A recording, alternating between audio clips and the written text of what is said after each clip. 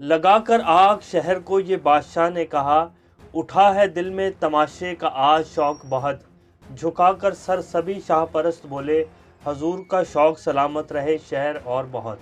बिस्मिल्लाहिर्रहमानिर्रहीम। अस्सलाम वालेकुम। आप फेसबुक और यूट्यूब चैनल देख रहे हो। मेरा नाम है अब्दुल रहमान। नाज़रीन, आज 30 दिसंबर है और 2022 जो है वो कल ख़त्म होने जा रहा है।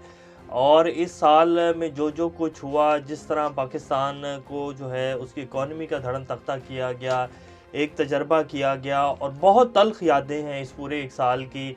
अरशद शरीफ साहब जो कि बड़े मायनाज़ सहाफ़ी और जिन्होंने हमेशा सच बोला और बताया कि पाकिस्तान में क्या क्या कुछ हो रहा है, क्या क्या कुछ किया जा रहा है, कौन कौन मुलविस है, कौन कौन से हाथ हैं वो हम में नहीं रहे। जिस तरह सहाफ़ियों के साथ तशद्दुद किया गया, FIRs कटवाई गई और जो कुछ किया गया, एक बड़ा तल्ख़ साल था और पाकिस्तान की मईशत के लिहाज से बदतरीन साल जो है वो 2022 करार दिया जा रहा है। आज के कुछ अपडेट्स आपके सामने रखेंगे। कौमी सलामती कमेटी का इजलास हुआ जिसमें chief of army staff Asim Munir Shah साहब, साथ DGIS शहबाज शरीफ साहब, वफाकी वज़ीर दाखिला, जितने अहम पाकिस्तान की सीनियर लीडरशिप थी, उनकी आज मुलाकात हुई। और कौमी सलामती कमेटी के इजलास में जो अमूर ज़ेर बहस आए और उन पर क्या ब्रीफिंग दी गई और क्या फ़ैसले किए गए वो आपके सामने रखेंगे। पंजाब असम्बली के हवाले से भी कुछ बड़ी अहम पेशरफ्स हो रही हैं। क्या परवेज़ इलाही साहब एतमाद का वोट ले लेंगे? क्या उनके जो अरकान हैं वो उनके साथ खड़े रहेंगे? क्योंकि जरदारी साहब जो हैं वो काफ़ी पैसा इकट्ठा करके लाहौर आकर बैठे हुए हैं, तो उन्होंने काफ़ी कार्रवाइयाँ जो हैं वो डाली हैं, कुछ खबरें चल रही हैं, वो भी आपके सामने रखेंगे। इस्लामाबाद में एक तरफ तो कौमी सलामती कमेटी का इजलास हो रहा है, फिर 2 दिन कोर कमांडर कॉन्फ्रेंस जारी रही और अब इस्लामाबाद में एक जो है रेड अलर्ट जारी किया गया है। बाकायदा दहशतगर्द की तस्वीर भी जारी कर दी गई है कि जो दहशतगर्द है ये कोई भी कार्रवाई कर सकता है इस्लामाबाद में, तो हाई अलर्ट कर दिया गया सिक्योरिटी को, वो भी आपके सामने रखेंगे। MQM और PSP की जो है मुलाकातें हो रही हैं। MQM को दोबारा से धड़े, जितने भी धड़े बने हुए थे MQM के, उनको दोबारा से इकट्ठा किया जा रहा है। ये खबर भी आपके सामने रखेंगे। इसके ऊपर फवाद चौधरी साहब क्या कहते हैं वो भी आपको बताएंगे। इससे पहले अगर आप लोगों ने चैनल को सब्सक्राइब नहीं किया तो रेड बटन को प्रेस कर लें और बेल आइकॉन को भी प्रेस कर लें ताकि लेटेस्ट अपडेट्स आप लोगों को मिलती रहे और ये जो हमारा ताल्लुक़ है ऐसे ही जुड़ा रहे। शेख रशीद साहब कहते हैं कि जी इस्तीफ़े इकरारी या इनकारी नहीं, अब मुल्क की बका का मसला है। ज़र मुबादला के ज़ख़ायर तशवीशनाक हद तक $6 अरब से भी कम हो गए हैं। देखना होगा सऊदी अरब और चीन 3-3 अरब डॉलर जो हैं वो हमें देते हैं या नहीं। IMF का मसला भी लटका हुआ है। टेक्नोक्रेट हुकूमत की आइन में गुंजाइश नहीं है। निगरान हुकूमत इंतखाबात के लिए आ सकती है। नज़रिया ज़रूरत दफन हो चुका है।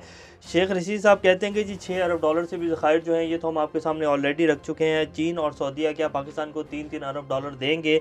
हालांकि उनके ऑलरेडी पाकिस्तान के रिजर्व में जो कुछ पैसे पड़े हुए हैं वो उन्हीं लोगों के पड़े हुए हैं, तो वो कह रहे हैं कि जी और ज़्यादा हमें पैसे दें ताकि हम जो है अपनी इकॉनमी को चला सकें। क्या चीन और सऊदीया ये मेहरबानी करेंगे? क्योंकि चीन और सऊदीया अब सिर्फ जो है मेहरबानी हमारी जो हमारे आर्मी चीफ़ हैं उनकी वजह से करेंगे, क्योंकि उन्हें इस हुकूमत के ऊपर बिल्कुल भी एतबार नहीं है। और वैसे भी आर्मी चीफ़ का दौरा कहा जा रहा है सऊदीया का और उसके बाद शायद वो चीन का भी दौरा करें, तो ये अभी चल रहा है, देखें क्या बनता है। परवेज़ इलाही साहब के हवाले से आपको खबर देते हैं कि जी पंजाब असम्बली के कुछ जो स्पेशल सीट के ऊपर MPs थी, जो कि ख़वातीन MPs थी PTI की, उनका सुनने में आ रहा है कि जी 6 से 7 MPs हैं जो कि अपना वोट बेच सकती हैं और उनका वोट जो है वो ख़रीदा जा सकता है। अब ये ख़बरें तो चल रही हैं और ये भी चल रहा है कि जी परवेज़ इलाही साहब अगर एतमाद का वोट लेंगे तो वो कामयाब नहीं हो पाएंगे। जैसे कि हमने कल भी आपके सामने रखा कि नून लीग के जो कुछ सीनियर रहनुमा हैं वो बड़े वसूख से ये दावा कर रहे हैं कि जी परवेज़ इलाही साहब एतमाद के वोट लेंगे तो वो कामयाब नहीं होंगे। अब ये खबरें भी आ रही हैं कि जी कुछ स्पेशल सीट के ऊपर जो MPs हैं जिनमें ख़वातीन MPs हैं वो अपना जो वोट है वो बेच सकती हैं, क्योंकि उन्होंने नेक्स्ट उसमें जो है स्पेशल सीट के ऊपर दोबारा MPA बनना है। तो PTI के पास तो वैसे ही इतना जो है क्राउड है, उनको तो टिकटें जो हैं उनकी ब्लैक में बिकने के चांसेस हैं और उनके पास तो ऑलरेडी जो है इतना वो इकट्ठा हो जाएगा, उनकी सीटें इतनी हो जाएंगी, तो वो फिर स्पेशल सीट के ऊपर कैसे MPs को देंगे। तो इसलिए ये कहा जा रहा है कि जी शायद वो जो अपना वोट है वो PDM के उसमें डाल दें। बहरहाल अभी कुछ कहा नहीं जा सकता, लेकिन ये बातें जो हैं वो चल रही हैं और परवेज़ इलाही साहब भी नहीं चाहते कि असम्बलियाँ टूटें और मेरी जो हुकूमत है वो घर जाए। तो अब ये जो सब कुछ ये ख़बरें चल रही हैं इसको देख कर तो ऐसे ही लग रहा है कि हालात जो हैं वो कुछ साजगार नहीं हैं और वो इमरान खान साहब के हक़ में नहीं जा रहे हैं। अब कौमी सलामती कमेटी का जो इजलास हुआ उसमें जी वज़ीर-ए-आज़म हाउस में होने वाले इजलास में अस्करी क़यादत, खुफिया अदारों के सरबराहान और वफाकी वज़रा शरीक थे। इजलास में हालिया दहशतगर्दी के वाक़यात पर गौर किया जा रहा है और अस्करी हुकाम दहशतगर्दी के वाक़यात के सद्देबाब पर तफ़सीली ब्रीफिंग जो है अस्करी हुकाम की तरफ से दी गई।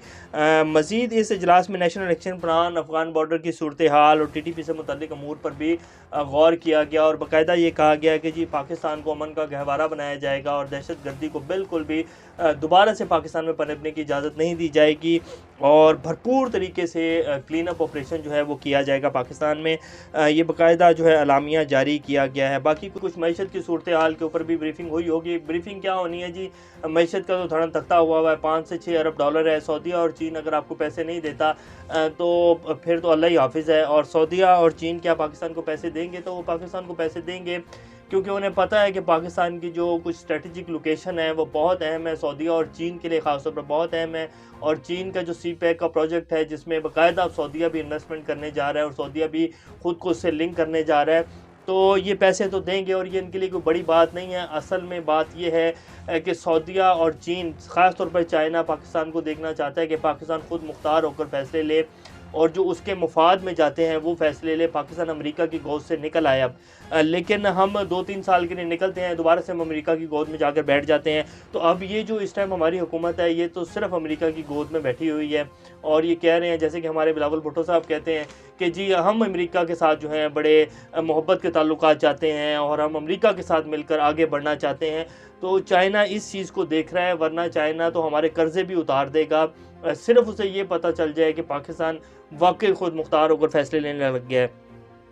तो ये सूरत हाल है। इस्लामाबाद में दहशतगर्दी का खदशा है जी, रेड अलर्ट जारी कर दिया गया और मुमकिन खुदकुश बम्बार की तस्वीर भी जारी कर दी गई है। बाकायदा उसका नाम है जाकिर खान वल्द लाई खान, जिसका ताल्लुक जो है वो खैबर पख्तूनख्वा से है और उसकी तस्वीर भी जारी कर दी गई है। पूरे इस्लामाबाद की जो सिक्योरिटी है उसको रेड अलर्ट कर दिया गया है। दहशतगर्दी के लिए वफाकी दारुल हुकूमत में दाखिल होने की कोशिश करेगा और कार्रवाई कर सकता है। ये उसकी तस्वीर आपकी स्क्रीन के ऊपर चला भी देते हैं।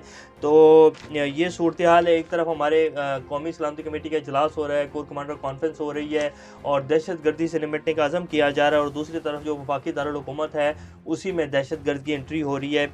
ये पाकिस्तान की इस टाइम अगर आप रियल मानों में सिक्योरिटी की सूरत हाल देखें तो वो ये है कि एक तरफ तो इस्लामाबाद में बड़े बड़े अहम इजलास हो रहे हैं और दूसरी तरफ ये अलर्ट जारी किया जा रहा है कि इस्लामाबाद में ये दहशतगर्द जो है ये इंटर हो गया और ये कोई भी कार्रवाई कर सकता है। बहरहाल पाकिस्तान के ख़िलाफ़ जो है बहुत सारी साजिशें जो हैं वो इस टाइम बुनी जा रही हैं। पाकिस्तान की मैशियत एक सोची समझी साजिश के तहत जो है उसको तबाह बर्बाद किया गया है और पाकिस्तान में ये जो सिक्योरिटी की सूरत हाल है, अमेरिका कह रहा है कि जी मैं आपके साथ मिलने को तैयार हूँ। अमेरिका यहाँ बन्नू में जो वाक़या होता है जहाँ हमारे कुछ सिक्योरिटी के एहलकारों को यरगमाल बनाया जाता है, अमेरिका वहाँ से बैठ कर कहता है कि जी मैं आपकी मदद करने के लिए तैयार हूँ। तो अमेरिका की मदद जो है वो आना शुरू हो चुकी है और अब आपके सामने है पाकिस्तान के हालात, क्योंकि अमेरिका ने पिछले 20 साल भी पाकिस्तान की बहुत ज़्यादा मदद की है। तो उस टाइम क्या पाकिस्तान के हालात थे, तो अब दोबारा वैसे से हालात जो हैं वो पैदा किए जा रहे हैं। MKM को जी दोबारा से MKM के जितने भी धड़े थे, जो कामरान तसूरी साहब हैं गवर्नर सिंध जिनको लगाया गया, और जब ये गवर्नर सिंध लगे तो बहुत ज़्यादा इस्टेब्लिशमेंट के ऊपर बात हुई कि जी इस्टेब्लिशमेंट ने इनको जो है लगवाया है। अब जो है एक नई कार्रवाई डाली जा रही है। MKM और PSP को एक करने के लिए बड़ी पेशरफ जो है वो हो गई है। कन्वीनियर MKM पाकिस्तान खालिद मकबूल सिद्दीकी की PSP के चेयरमैन मुस्तफ़ा कमाल और अनीस क़ाइम खानी से मुलाकात हुई है, जिसमें अहम अमूर पर तबादला ख्याल हुआ है। माजी को भुलाकर साथ सियासत करने के अमूर ज़ेर बहस है और मुस्तकबिल में साथ चलने पर बातचीत जारी रखने पर इत्तफ़ाक़ किया गया है। ज़राए का कहना है कि एस्टेब्लिशमेंट ने हरीफ धड़ों के इंज़माम के हवाले से मुज़ाकरात की बुनियाद रखी है, लेकिन वो इसका क्रेडिट नहीं लेना चाहते। MKM के बारे में वैसे ये बड़ी मशहूर बात है और अब ये ज़ुबान ज़द-ए-आम है कि MKM जो है वो एस्टेब्लिशमेंट की जमात है और ये जो दोबारा धड़ों को इकट्ठा किया जा रहा है ये जो है किसी मकसद के लिए इकट्ठा किया जा रहा है। अब इसके ऊपर फवाद चौधरी साहब ने ट्वीट किया है जो कि बड़ा इंटरेस्टिंग है, वो आपको पढ़ के सुना। कराची रोशनियों का शहर था, फिर एस्टेब्लिशमेंट को ख्याल आया कि हमारी पार्टी होनी चाहिए, सारे गुंडे जमा करके MKM बना दी गई, अशरों आग खून का खेल खेला गया, मुश्किल से जान छूटी। अब फिर ख्याल आ रहा है कि तहरीक इंसाफ को रोकना है तो बारूद का ढेर इकट्ठा करके शहर में चिरागां की कोशिश की जाए। यानी कि तहरीक इंसाफ को रोकने के लिए MKM को दोबारा से मजबूत किया जा रहा है और MKM के जितने भी धड़े हुए थे उनको दोबारा से इकट्ठा किया जा रहा है। फवाद चौधरी साहब ये कहते हैं, और ये सिर्फ फवाद चौधरी साहब नहीं, जितने भी बड़े बड़े कुछ सीनियर जर्नलिस्ट हैं, जितने कोई बड़े सीनियर सियासतदान हैं, उन सब का यही कहना है कि जी ये एमक्यूएम जो है ये एस्टेब्लिशमेंट की पार्टी है, और इनका ये जो दोबारा इंज़माम होने जा रहा है ये किसी वजह से होने जा रहा है, और ये ख़ास तौर पर फवाद चौधरी साहब तो कहते हैं कि जी ये तहरीके इंसाफ को रोकने के लिए है। और जो है इस टाइम एक और बड़ी ताज़ा तरीन खबर है, जिसमें इस्लामाबाद हाई कोर्ट ने जो बलदियाती इलेक्शन को मुलतवी किया गया था इलेक्शन कमीशन की तरफ से, और वफाकी हुकूमत का जो एक गठजोड़ था जिसमें बलदियाती इलेक्शन मुलतवी कर दिए गए थे इस्लामाबाद के, तो आज इस्लामाबाद हाई कोर्ट ने इंतखाबात जो हैं वो अपने मुकर्ररा वक्त पर होंगे, 31 दिसंबर को होंगे, और इलेक्शन कमीशन का जो फैसला है उसको कलअदम करार दे दिया है। तो अब बलदियाती इंतखाबात जो हैं वो कल 31 दिसंबर को इस्लामाबाद में होने जा रहे हैं। शाह महमूद साहब कहते हैं कि ये बड़ा जो है अच्छा फैसला जो है इस्लामाबाद हाई कोर्ट की तरफ से दिया गया है। ये सूरत हाल है। दरअसल पीडीएम की जो गवर्नमेंट है वो इंतखाबात के नाम से तो ऐसे जा रही है जैसे कबा गुलेल से भागता है ना, और जो है इसी तरह पीडीएम हुकूमत जो है वो इंतखाबात से भाग रही है। लेकिन अब कल इंतखाबात होंगे, और इस्लामाबाद में जब इंतखाब होंगे बलदियाती, तो उसमें पीटीआई की वाज़ेह अक्सरियत आएगी। इसी वजह से ये सारी जो 13 जमातें हैं ये डरी हुई हैं और इलेक्शन की तरफ भी नहीं जा रही हैं। अब ये जो हमने आपको स्टार्ट में शेर पढ़ के सुनाया था, और जो इस टाइम कराची की कुछ सूरत हाल है, जिस तरह तमाम धड़ों को इकट्ठा किया जा रहा है, और इसके ऊपर फिर फवाद चौधरी साहब भी कहते हैं कि बारूद का ढेर लगाकर शहर में चरागां की कोशिश की जा रही है।